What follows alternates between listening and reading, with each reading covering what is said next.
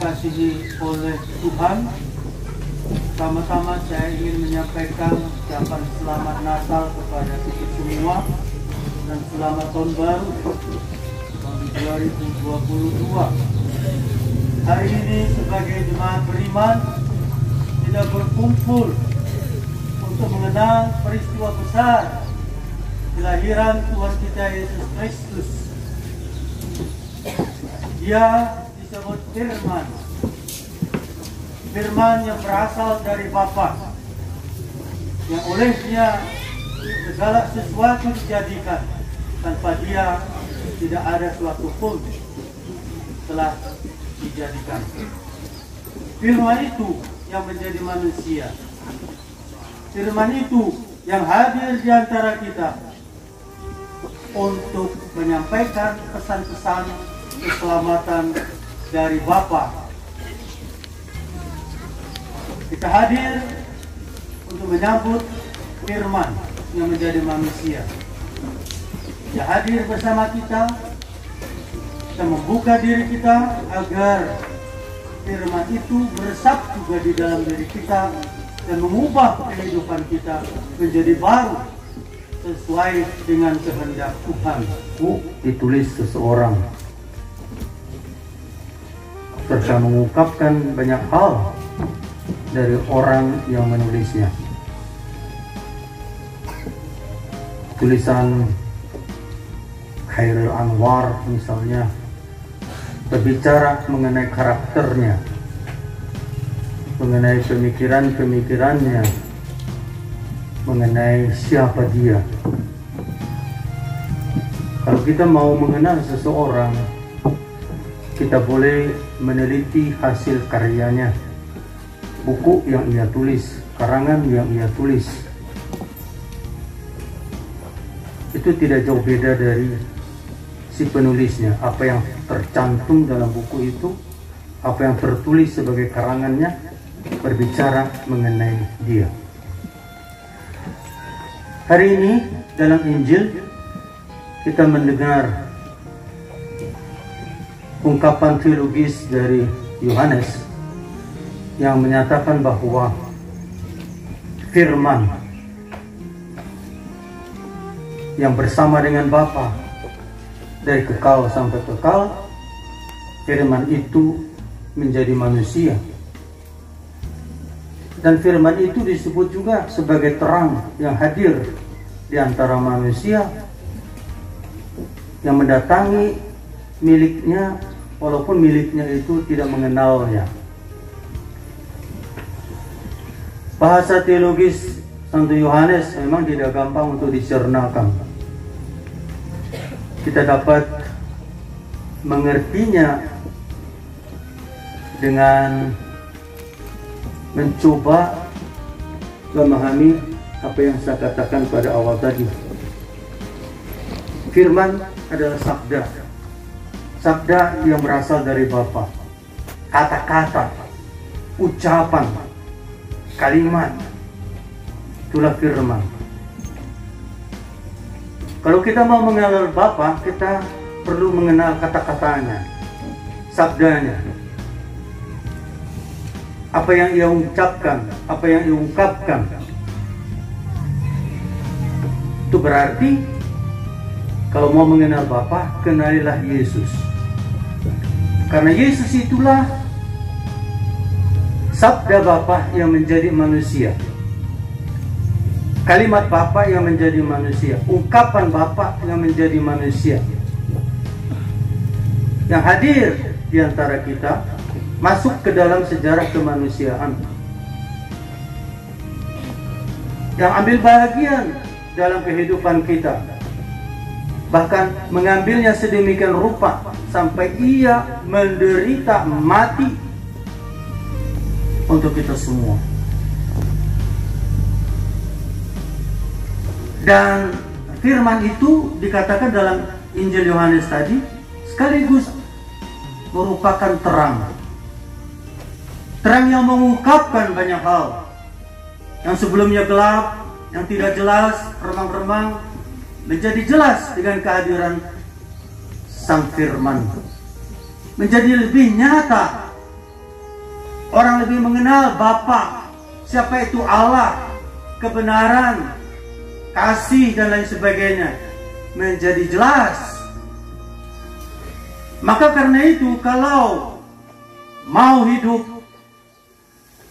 baik dan benar, harus mengenal Sang Firman, memahami arti kehadirannya,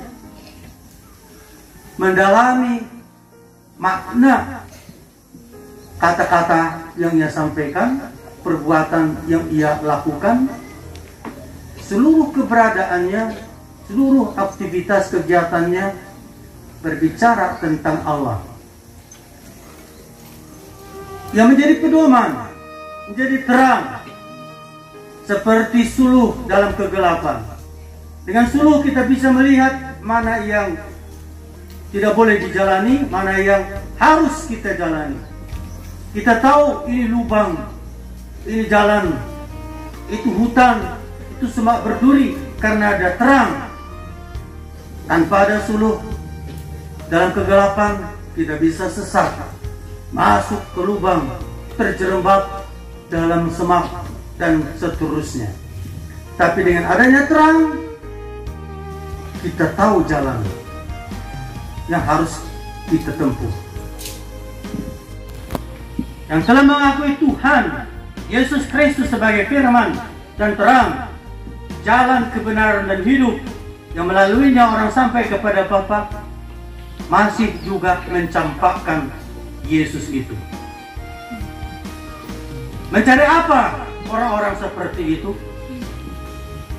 Mencampakkan jalan kepada Bapa, artinya meninggalkan jalan keselamatan. Karena apa yang disampaikan oleh Yesus adalah kebenaran. Tidak ada jalan lain kepada Bapa selain melalui Dia. Lalu kalau orang mencampakkan Yesus, mau kemana mereka? Cari apa mereka di dunia ini? Maka karena itu, saudara-saudari, pada kesempatan yang berbahagia ini kita diingatkan, firman hanya satu, Yesus. Terang hanya satu, Yesus. Jalan kebenaran dan hidup hanya Yesus. Dan hanya melalui Dia orang sampai kepada Bapa. Jangan salah pilih. Ingatlah itu. Bukan saya yang mengatakan, tapi Yesus sendiri yang mengatakannya, dan tercatat di dalam Injil. Kalau orang mencari-cari jalan, seharusnya mereka menemukan Yesus, datang kepada Yesus. Sebab Dia sendiri mengatakan itu, akulah jalan kebenaran dan hidup. Hari ini kita memperingati peristiwa penting, yaitu kehadirannya sebagai manusia di antara umat manusia. Sang Sabda itu yang bersama dengan Bapa dari kekal sampai kekal, rela menjadi manusia supaya kita tahu jalan, supaya kita tahu jalan kepada Bapa. Mana yang harus kita tempuh, mana yang harus kita jalani, jelas dikatakan oleh Yesus, akulah jalan, kebenaran, dan hidup. Hanya melalui aku, ingat kata hanya melalui aku, orang sampai kepada Bapa. Kalau orang tidak memilih Dia dengan sadar, tahu dan mau mencampakkan Dia, artinya mencampakkan jalan, meninggalkan jalan kepada Bapa. Tidak ada jalan kepada Bapa bagi mereka yang meninggalkan Yesus, yang murtad meninggalkan Yesus yang adalah terang, firman, jalan kebenaran dan hidup. Kita bersyukur sebab Allah dan Bapa kita rela mengutus Sang Sabda yang menjadi manusia, supaya sekali lagi kita tahu jalan, supaya kita tidak tinggal selalu di dalam kegelapan, supaya kita memilih kebenaran dan hidup, bukan yang lain-lain. Natal adalah suatu perayaan yang luar biasa penting. Natal bukan hanya sebagai kenangan, tetapi sebagai suatu pesta besar untuk mengimani Allah yang mau menjadi manusia dan tinggal di antara kita, ambil bahagian dalam nasib kita manusia, supaya kita diangkat menjadi anak-anak Allah. Ibu bapak, saudara-saudari, anak-anak yang kami cintai, kita sedang bergumul pada zaman-zaman serba modern ini. Pada saat ada perubahan yang mengglobal ini, tantangan menjadi orang Kristen makin berat. Karena tidak sedikit godaan, tidak sedikit cobaan yang harus kita hadapi. Tidak sedikit yang menawarkan yang lain, bukan jalan kebenaran dan hidup, tetapi yang lain-lain. Tidak sedikit yang menawarkan jalan penyesatan. Kita tahu sendiri betapa tidak gampang hidup dalam masyarakat modern yang berubah secara global saat ini. Dunia yang Kristiani dulu Eropa, karena makin maju, merasa dirinya sudah tidak perlu Allah lagi.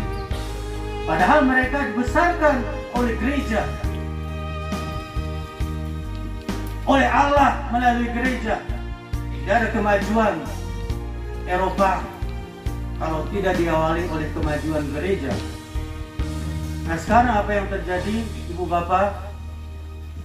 Setelah dewasa seperti anak-anak ya, waktu kecil ya setia, taat dan sebagainya kepada orang tuanya. Setelah dewasa, setelah merasa diri bisa melakukan segala-galanya, ia tinggalkan orang tuanya. Ya campakkan gereja, ya tinggalkan Tuhan, tinggalkan Allah, tinggalkan jalan kebenaran dan hidup. Berapa persen orang Eropa yang masih bertahan dalam iman? Dengan mengatakan itu, saya mau mengingat kita semua. Jangan sampai kita setelah dewasa, setelah merasa mampu, setelah menjadi sejahtera, maju, berkembang, lalu meninggalkan orang tua kita, ibu dan bapak kita, Tuhan dan Allah kita, lalu kita ikuti dunia ini. Nah, Natal mengingatkan kita agar senantiasa kembali kepada orang tua kita, kepada Allah kita, dan mengikuti firman-Nya, terang-Nya, yaitu Yesus Kristus. Tidak ada terang yang lain, tidak ada firman yang lain. Yesuslah firman itu, Yesuslah terang itu. Maka konsekuensinya ya kita harus ikut Dia. Sekali pilih Dia, ya tetap Dia sampai akhir. Jangan sekali-kali murtad kalau mau selamat. Itu pesan radikalnya. Tapi saya rasa perlu orang Kristen diingatkan supaya kita jangan salah jalan. Memang banyak orang Kristen yang murtad, dan dosa orang-orang Kristen yang murtad yang kemudian menggoda saudara-saudaranya untuk murtad jauh lebih besar daripada dosa orang-orang Kristen yang murtad. Karena mereka dalam kesadarannya mengajak orang lain untuk menempuh jalan yang bukan menuju kepada keselamatan, tetapi kepada hal yang lain. Maka mari kita berdoa untuk mereka yang memurtadkan saudaranya, supaya Tuhan dengan kuat kuasa-Nya berbelas kasih juga kepada mereka dan menyelamatkan mereka. Tuhan sendiri mengajarkan supaya kita mendoakan bukan hanya orang-orang yang berbaik kepada kita, tetapi juga orang-orang yang memusuhi kita. Doakan mereka supaya mereka pun boleh diselamatkan. Doakan teman-teman kita yang murtad supaya mereka pun akhirnya sadar akan kemurtadannya. Kita tidak punya kuasa, tetapi Tuhan punya kuasa.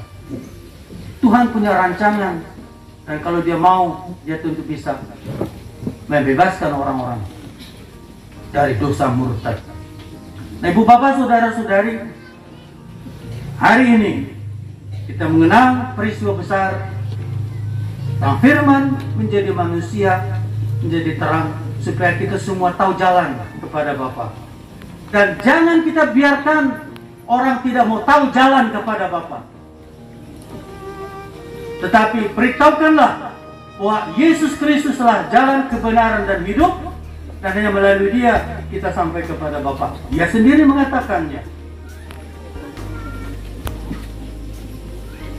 Kiranya pesta hari ini, pesta iman, pesta kita bersama keluarga besar umat Katolik Paroki Peniung Bunut ini menjadi suatu peristiwa penting bagi kita.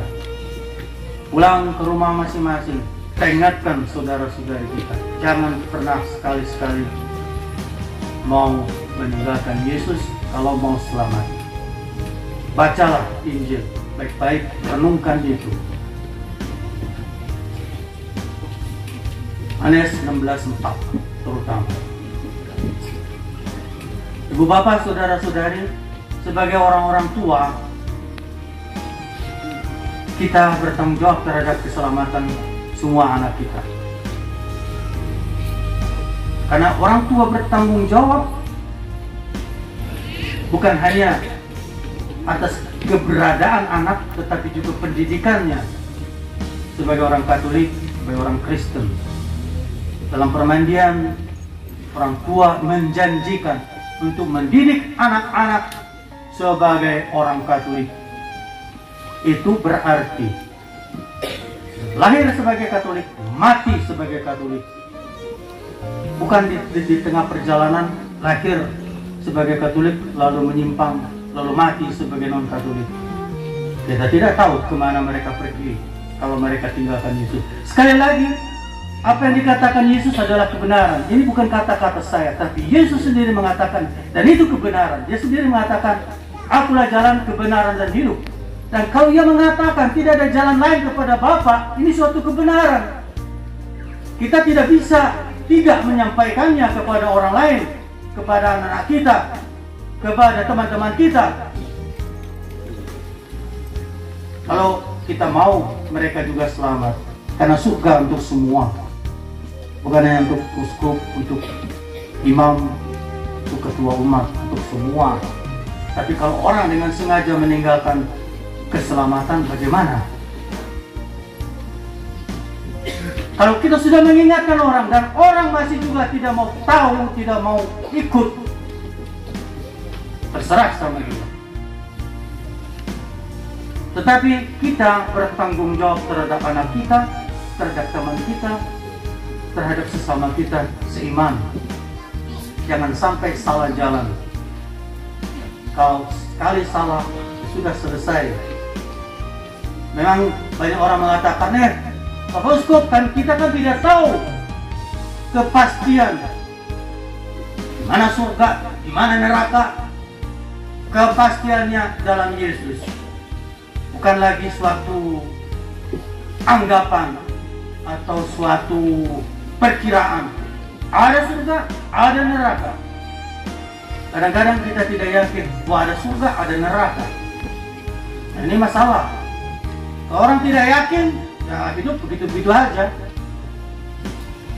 Pokoknya asal hidup, mati atau hidup, tak peduli akan kebenaran. Tapi hari ini kita diingatkan, kebenaran datang, firman datang sebagai cahaya penuntun, dan Dia bersabda kepada kita semua, jangan sampai salah jalan. Natal bagi kita sekali lagi suatu peristiwa pendarah dagingan iman. Tuhan mau hadir antara kita. Betapa besar kasih-Nya. Kalau Dia tidak mau peduli, untuk apa Dia menjadi manusia? Biar kita semua hilang lenyap. Kalau Tuhan tidak peduli akan nasib kita, untuk apa Dia berjerih payah menjadi manusia, meninggalkan kealahannya, turun menjadi anak kecil, menderita, bahkan mati di kayu salib. Kalau dia tidak peduli dengan kita, biar kita mati semua, masuk neraka semua. Tapi dia tidak mau. Dia ingin semua selamat. Semua. Karena surga untuk semua. Tapi tentu yang mau mencari surga. Ada orang yang acuh tak acuh, tak mau tahu dengan surga dan dengan neraka. Ya terserah. Tapi kita bertanggung jawab, gereja bertanggung jawab mengingatkan. Jangan sampai kita salah pilih, salah jalan. Terang itu ada di sini, seperti dikatakan dalam Injil Yohanes. Sang Firman menjadi manusia, dia itu terang yang menunjukkan jalan. Ikuti saja terang itu, maka kita akan sampai kepada Bapa. Ini Natal, suatu peristiwa yang luar biasa. Allah mau menjadi seperti kita, demi kita. Itu suatu hal yang luar biasa, bukan? Bahwa Ia peduli dengan kita. Lalu kita acuh tak acuh saja, rasanya menyedihkan. Kalau